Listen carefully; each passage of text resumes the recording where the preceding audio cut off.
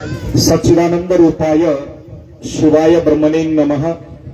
ತ್ರಿಕಾಲವಂದರು ಪೂಜ್ಯರಾದ ನನ್ನ ಅಂತರಂಗದ ಸದ್ಗುರು ಸುಕ್ಷೇತ್ರ ಇಂಚಗೇರಿ ಮಠದ ಸದ್ಗುರುಗಳಾದ ಸದ್ಗುರು ಸಮರ್ಥ ಬಾಬುಸಾಹೇಬ್ ಮಹಾರಾಜರನ್ನ, ಬಾಲ ಬ್ರಹ್ಮಚಾರಿ ಮಾಧವಾನಂದ ಪ್ರಭುಜಿಯವರನ್ನ ಎನ್ನ ಹೃದಯ ಮಂದಿರದಲ್ಲಿ ದಹನಿಸಿಕೊಂಡು ಭಕ್ತಿ ಮುಕ್ತಿಯ ಪುಣ್ಯಕ್ಷೇತ್ರವಾಗಿರ್ತಕ್ಕಂಥ ಸಿರಹಟ್ಟಿ ಗ್ರಾಮದಲ್ಲಿ ಚಿರಂಜೀವಿ ಆಗಿರ್ತಕ್ಕಂಥ ಆಂಜನೇಯನ ದೇವರ ಕಳಸಾರೋಹಣ ಕಾರ್ಯಕ್ರಮದ ಈ ಧರ್ಮಸಭೆಯ ದಿವ್ಯ ಸಾನ್ನಿಧ್ಯ ವಹಿಸಿಕೊಂಡಿರ್ತಕ್ಕಂಥವರು ಪರಮ ಪೂಜ್ಯ ಶ್ರೀ ವಿವೇಕಾನಂದ ದೇವರು ದಿವ್ಯಚರಣಕ್ಕೆ ಅನಂತ ಕೋಟಿ ಭಕ್ತಿಯ ಪ್ರಣಾಮಗಳನ್ನು ಸಲ್ಲಿಸ್ತಾ, ಅದೇ ರೀತಿಯಾಗಿ ನಮ್ಮ ಭಾಗದ ಅಪರೂಪದ ಪರಮ ಪೂಜ್ಯರು ಸರಳತೆ ಸಾಕಾರ ಮೂರ್ತಿಗಳಾಗಿರ್ತಕ್ಕಂಥ ಬಸವರಾಜ ಶರಣರ ದಿವ್ಯಚರಣಕ್ಕೆ ನತಮಸ್ತಕನಾಗಿ, ಕಾಡದೇವರ ಮಠದ ದಿವ್ಯಚರಣಕ್ಕೆ ನತಮಸ್ತಕನಾಗಿ, ಹೆಬ್ಬಾಳಟ್ಟೆಯ ಪರಮ ಪೂಜ್ಯರ ದಿವ್ಯಚರಣಕ್ಕೆ ನತಮಸ್ತಕನಾಗಿ, ಮಲ್ಲಪ್ಪ ಶರಣರ ದಿವ್ಯಚರಣಕ್ಕೆ ನತಮಸ್ತಕನಾಗಿ, ಅದೇ ರೀತಿಯಾಗಿ ಈ ಭಾಗದ ಮಾಜಿ ಜಿಲ್ಲಾ ಪಂಚಾಯತ್ ಸದಸ್ಯರು ಆತ್ಮೀಯರಾಗಿರ್ತಕ್ಕಂಥ ಮುದುಕೇನವರು ಚರಣಕ್ಕೂ ಕೂಡ ನತಮಸ್ತಕನಾಗಿ, ಕರ್ನಾಟಕ ರಾಜ್ಯ ರೈತ ಸಂಘ ಹಸಿರು ಸೇನೆಯ ಅಥಣಿ ತಾಲೂಕಿನ ಅಧ್ಯಕ್ಷರಾಗಿರ್ತಕ್ಕಂಥ ಮುಬಾರಕ್ ತಾಂಬೂಳ ಶರಣೆಂದು ಇಲ್ಲಿ ನೆರೆದಿರುವ ತಮ್ಮೆಲ್ಲರ ಪಾದಗಳಿಗೂ ಶರಣಾರ್ಥಿಗಳು. ಬಂಧುಗಳೇ, 2-3 ದಿನದಿಂದ ಪ್ರವಚನವನ್ನ ತಾವು ಕೇಳಿರಿ. ಹಿಂದಿನ ಇತಿಹಾಸ, ಪುರಾಣ, ಶಾಸ್ತ್ರ ಎಲ್ಲವನ್ನ ಕೇಳಿರಿ. ಆಂಜನೇಯನ ದೇವಸ್ಥಾನವನ್ನ ಕಳಸಾರೋಹಣ ಬಹಳ ಹಳೆಯ ಕಾಲದಂತ ಹೇಳುತ್ತೀರಿ. ಏನು ಇತಿಹಾಸ ಪುರಾಣ ಹೇಳ್ತದ, ಶಾಸ್ತ್ರ ಹೇಳ್ತದ, ಅಧ್ಯಾತ್ಮ ಹೇಳ್ತದ ಅಂತಂದ್ರ ಒಂದು ಉದಾಹರಣೆಯನ್ನು ಕೊಡ್ತೀನಿ. ದೇವರಂತಕ್ಕಂಥ ಪರಿಕಲ್ಪನೆಯನ್ನ ಈ ನಾಡಿನೊಳಗೆ ಬಹಳಷ್ಟು ಪರಮ ಪೂಜ್ಯರು ವಿಶೇಷವಾಗಿರ್ತಕ್ಕಂಥ ವ್ಯಾಖ್ಯಾನಗಳನ್ನ ಕೊಟ್ಟ. ನಮ್ಮ ಅಥಣಿಯ ಶಿವಯೋಗಿಗಳು ನಿನ್ನ ನಡೆ ನುಡಿ ಒಂದಾಗಿದ್ದರು ಇದ ಜನ್ಮ ಕಡಿ ಅಂತ ಹೇಳ್ತಾರೆ. ಧಾರವಾಡದ ನವಲಗುಂದದ ನಾಗಲಿಂಗಪ್ಪನವರು ಅಂತ ಬಹಳ ದೊಡ್ಡ ಜ್ಞಾನಿಗಳು, ಅವ್ರು ಒಂದೇ ಮಾತು ಪರಿಪೂರ್ಣತೆ ಬಗ್ಗೆ ಹೇಳ್ತಾರ. ನಿರ್ಮಲವಾದದ್ದ ಮಡಿ, ಉಳಿದದ್ದೆಲ್ಲ ಕಾಲ್ಮಡಿ ಅಂತ ಹೇಳ್ತಾರೆ. ಅದನ್ನ ಹುಬ್ಬಳ್ಳಿ ಸಿದ್ಧಾರೂಢ ಎಷ್ಟು ಸರಳವಾಗಿ ಹೇಳ್ತಾರಂದ್ರ, ಅಹಂ ಬ್ರಹ್ಮಾಸ್ಮಿ, ಅಯಮಾತ್ ಬ್ರಹ್ಮ, ಪ್ರಜ್ಞಾನಂ ಬ್ರಹ್ಮ, ತತ್ವಮಸಿ, ತತ್ವಮಸಿ ಅಂದ್ರೆ ನೀನಾ ದೇವರದಿ ಅಂತ ಹೇಳ್ತಾರೆ.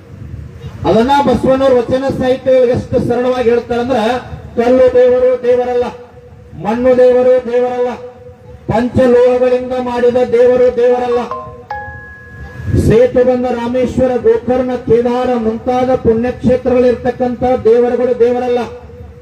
ತನ್ನ ತಾನರಿತು ತಾನಾರೆಂದು ತಿಳಿದರೆ ತಾನೇ ದೇವನೋಡ ಪ್ರಮಾಣ ಕೂಡಲ ಸಂಗಮ ದೇವ ಅಂತ ಹೇಳ್ತಾರೆ. ಅದನ್ನ ಇಂಚಗೇರಿ ಮಠದ ಬಾಲ ಬ್ರಹ್ಮಚಾರಿ ಮಾಧವಾನಂದ ಪ್ರಭುಜಿಯವರನ್ನು ಯಾರೋ ತುಂಬಿದ ಸಭೆಯೊಳಗೆ ಕೇಳಿದ್ರು, ದೇವರಂದ್ರೆ ಯಾರ್ರಿ ಅಂತಂದಾಗ ಅವ್ರು ಹೇಳ್ತಾರ, ನೀವು ಯಾವ ಧರ್ಮದವರಲ್ಲ, ಜಾತಿಯವರಲ್ಲ, ಕುಲದವರಲ್ಲ, ಮತದವರಲ್ಲ, ಪಂಥದವರಲ್ಲ, ಗೋತ್ರದವರಲ್ಲ, ಸೂತ್ರದವರಲ್ಲ, ನೀವು ಹೆಣ್ಣು ಅಲ್ಲ, ನೀವು ಗಂಡು ಅಲ್ಲ, ತಾವೆಲ್ಲರೂ ಕೂಡ ಶುದ್ಧ ಚೈತನ್ಯ ಆತ್ಮ ಸ್ವರೂಪದವರು ಇದ್ದೀರಿ. ಮಣ್ಣು ಬಿಟ್ಟು ಹೆಂಗ ಮಡಿಕೆ ಮಾಡ್ಲಿಕ್ಕೆ ಬರೋದಿಲ್ಲೋ, ನಿಮ್ಮನ್ನು ಬಿಟ್ಟು ದೇವರಲಿಕ್ಕೆ ಸಾಧ್ಯ ಇಲ್ಲ. ನಿಮ್ಮೊಳಗ ದೇವರದಲ್ಲ, ನೀವೆಲ್ಲ ದೇವರಾಗ್ತೀರಿ. ಒಮ್ಮೆ ಸಿದ್ಧಾರೂಢ್ರಿ ಬಹಳ ಹೊತ್ತು ಕುಂತೀರಿ, ಬಹಳ ಸೀರಿಯಸ್ ಪುರಾಣ ಹೇಳೋದು ಬೇಡ. ಅದಕ್ಕಾಗಿ ಹುಬ್ಬಳ್ಳಿ ಸಿದ್ಧಾರೂಢರು ಪುರಾಣ ಹೇಳ್ತಾ ಇದ್ರು. ನಮ್ಮ ವಿವೇಕಾನಂದ ದೇವ್ರ ಹೆಂಗ್ ಪುರಾಣ ಹೇಳ್ತಾರಲ್ಲ, ಹಿಂಗ ಪುರಾಣ ನಡೆದಾಗ ಒಬ್ಬ ನೀನಾ ದೇವರ ದೀಪ ಅಂತಂದಾಗ ಒಂದ ಬುದ್ಧಿ, ನನಗ್ ಪುರಾಣ ಅರ್ಥ ಆಗಂಗಿಲ್ರಿ, ಶಾಸ್ತ್ರ ಅರ್ಥ ಆಗಂಗಿಲ್ರಿ, ನೀವು ಗ್ರಂಥದಾಗ ಓದಂದ್ರ ಓದಾಕ್ ಬರಂಗಿಲ್ರಿ, ಆದ್ರ ನಾನಾ ದೇವರತ್ ನನಗ್ ಗೊತ್ತಾಗಬೇಕಲ್ರಿ ಅಂತ. ಹೌದಪ್ಪ, ಸರಿಯಾದ ನಿನ್ನ ಉತ್ತರ ಅಂದ್ರು. ಸರಳವಾಗಿ ತಿಳಿಸಬೇಕಾಗಿತ್ತು. ರೈತ ಇದ್ದ, ಅಕ್ಷರ ಜ್ಞಾನ ಇರಲಿಲ್ಲ. ಅವಾಗ ಸಿದ್ದಾರೂಢಪ್ಪ ಅವ್ರು ಹೇಳ್ತಾರ, ಏನಿಲ್ಲಪ್ಪ, ಮನಿಗ್ ಹೋಗು, ಜಗಲಿ ಮ್ಯಾಗ ಯಾವ ವಸ್ತು ಇರ್ಲಿ, ಪ್ರಾಣಿ ಇರ್ಲಿ, ಪಕ್ಷಿ ಇರ್ಲಿ, ಅದನ್ನ ದೇವರಂತ ಪೂಜೆ ಮಾಡು.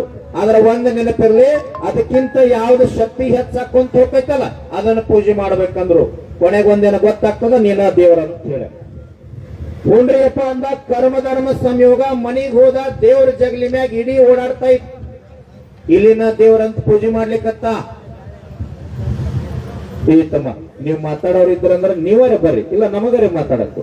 ಒಂದು ಧರ್ಮ ಸಭೆ, ಒಂದು ಗಾಂಭೀರ್ಯತೆ ಇರಬೇಕು. ಇಲ್ಲಿ ಜಗಲಿ ಮ್ಯಾಗ ಕುಂತಿತ್ತು, ಪೂಜೆ ಮಾಡಿದ 15 ದಿನ ಇಲ್ಲಿಗೆ ಏನು ಬೇಕು ಮೃಷ್ಟಾನ್ನ ಭೋಜನ ಹಾಕಿದ. ಇಲ್ಲಿ ಬೇರೆ ಕಡೆ ಹೋಗ್ಲೇ ಇಲ್ಲ, ಜಗಲಿ ಮ್ಯಾಗ ಕುಂತು.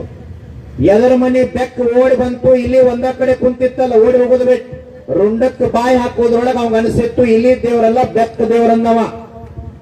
15 ದಿನ ಬೆಕ್ಕಿಗೆ ಏನು ಬೇಕು ಮೃಷ್ಟಾನ್ನ, ಹಾಲು, ಮೊಸರು ಎಲ್ಲ ಅಲ್ಲೇ ಹಾಕಿದ. ಆರಾಮ ಕುಂತಿತ್ತು ಜಗಲಿ ಮ್ಯಾಗ ಬೆಕ್ಕು. ಎದರ ಮನಿ ನಾಯಿ ಓಡಿ ಬಂತು, 15 ದಿನ ಆದ ನಂತರ ಬೆಕ್ಕ ಸುಮ್ಮನೆ ಕುಂತದ್ದು ನೋಡಿದ್ದೆ. ನಾಯಿ ಬಂದು ಬೆಕ್ಕಿನ ರುಂಡಕ್ಕೆ ಬಾಯಿ ಹಾಕಿತ್ತು. ಅವಾಗ ಅನ್ಸಿತ್ತು ಬೆಕ್ಕ ದೇವರಲ್ಲ ನಾಯಿ ದೇವರಂದ. ಒಂದೇ ದಿನ 15 ದಿನ ಪೂಜೆ ಮಾಡಿದ ನಾಯಿಗೆ ರೊಟ್ಟಿ ಹಾಕಿದ, ಮೃಷ್ಟಾನ್ನ ಏನು ಬೇಕೆಲ್ಲ ಅಲ್ಲೇ ಹಾಕಿದ. 16ನೇ ದಿವಸಕ್ಕೆ ಏನಾಗಿತ್ತು, ಎಲ್ಲ ಹೊರಗೆ ಹೋಗಿದ್ದ. ಹೆಂಡತಿ ರೊಟ್ಟಿ ನಾಯಿ ಕೊಡದ ಒಂದಿಷ್ಟು ತಡ ಮಾಡಿದ್ರು. ನಾಯಿ ಇಳಿದು ಹೋಗಿ ಏನು ಮಾಡಿತ್ತು ಅಂದ್ರೆ ರೊಟ್ಟಿ ಬುಟ್ಟಿ ಒಳಗ ರೊಟ್ಟಿಗೆ ಬಾಯಿ ಹಾಕೋದ್ರೊಳಗ ಗಂಡ ಬಂದ ಅದೃಶ್ಯ ನೋಡುತ್ತಾನ. ವ್ಯಕ್ತಿ ನಾಯಿ ದೇವರಲ್ಲ, ಆ ದೃಶ್ಯ ನಾಯಿ ರೊಟ್ಟಿಗೆ ಬಾಯಿ ಹಾಕೋದ್ರೊಳಗೆ ಹೆಂಡತಿ ಕೋಲು ತಗೊಂಡು ನಾಯಿಗೆ ಹೊಡಿತಾ ಇದ್ರು. ಯಾರ ದೇವ್ರಿ? ಜೋರ್ಲ ಹೇಳ್ರಿ, ನಿಮ್ದೈತಿ. ಹೆಂಡತಿ ದೇವರಾಗಿದ್ದು. ಕುರ್ಚಿ ಹಾಕಿದ ಜಗಲಿ ಮುಂದೆ ಹೆಂಡತಿಗೆ ಪಾದ ಪೂಜೆ ಮಾಡ್ಲಿಕ್ಕಂತ. ಒಂದಿನ ಬ್ಯಾಡ ಅಂದು, 2ನೇ ದಿವಸ ಅಂತಾಳ. ಏನೋ ಸಿದ್ದಾಡ್ರ ಪುಣ್ಯದಿಂದ 15 ದಿನ ನಡಿಬಹುದು. ಇದು ಪಾದ ಪೂಜೆ ಮಾಡಕತ್ತಾನ, ಮಾಲಿ ಹಾಕಿದ, ಶಾಲ್ ಹಾಕಿದ, ಕರ್ಪೂರ ಬೆಳಗ್ಲಿಕ್ಕತ್ತ. ತಾಯಿ ಅಂತಾಳ, ಎಷ್ಟೋ ದಿನ ಬೈದಾನ ಹೊಡೆದಾನ, ಸಿದ್ದಾಡ್ರ ಪುಣ್ಯದಿಂದ ಪೂಜೆ ನಡೆದ ನಡಿಲಿ, ಎಲ್ಲಿ ಮಠ ನಡೀತ. ತಾಯಿ ಸುಮ್ಮನೆ ಕುಂತು 15 ದಿನ ಅಡಿಗೆ ತಾನ ಮಾಡಿದ, ಕಸ ಹೊಡೆದ, ಕೆಲಸ ಮಾಡಿದ, ಹೆಂಡತಿಯನ್ನ ದೇವರಂತ ಪೂಜೆ ಮಾಡಿದ. 16ನೇ ದಿನ ಯಾವುದೋ ಒಂದು ವ್ಯವಹಾರ ದೃಷ್ಟಿಕೋನ ಒಳಗೆ ಹೋಗಿತ್ತು, ಹೊರಗೆ ಹೋಗಿದ್ದ, ನುಕ್ಸಾನ್ ಆಗಿತ್ತು. ಮನಿ ಒಳಗೆ ಬರೋದ್ರೊಳಗೆ ಹೆಂಡತಿ ಅಂತ ಕುರ್ಚಿ ಮ್ಯಾಗ ಕುಂತ ದೇವರಂತ ಇಲ್ಲಿ ಕುಣಿಸಿಯಲ್ಲ ನನ್ನ ಅಡಿಗೆ ಹಾಕಿ ಮಾಡಿ ಎಷ್ಟು ಲೇಟ್ ಆಯ್ತು ಅಂದಿದ್ರು. ವ್ಯವಹಾರ ದೃಷ್ಟಿಕೋನದೊಳಗೆ ಸಿದ್ದಾಡ್ರು ಮಾತು ಮರ್ತಿದ್ದ, ಹೆಂಡತಿ ದೇವ್ರ ಅನ್ನೋದು ಮರ್ತಿದ್ದ. ಮೂಲಿಯೊಳಗೆ ಕಸಬರಿಗೆ ತಗೊಂಡು ನನಗ ಅಡಿಗೆ ಮಾಡಂತಿ ಅಂತ ಹೊಡಿಲಿಕ್ಕೆ ಕೈ ನೋಡಿದ್ದ. ನೆನಪಾಗಿತ್ತು, ಅಹಂ ಬ್ರಹ್ಮಾಸ್ಮಿ ಅಯಮಾತ್ ಬ್ರಹ್ಮ ಪ್ರಜ್ಞಾನಂ ಬ್ರಹ್ಮ ತತ್ವಪಸಿ ನೀನಾ ದೇವರ ಅಂತೇಳಿ ತನಗೆ ಅರಿವಿಗೆ ಬಂದಿತ್ತು. ಹಿಂಗ ಸಿದ್ದಾಡ್ರು ತೋರಿಸ್ಕೊಟ್ಟಾರ ಜಗತ್ತಿಗೆ. ಆದ್ರ ಏನು ಬೇಡ,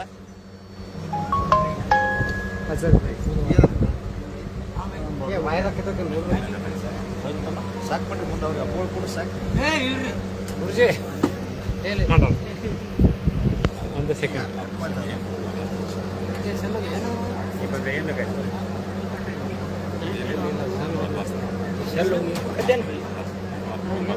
ಏನು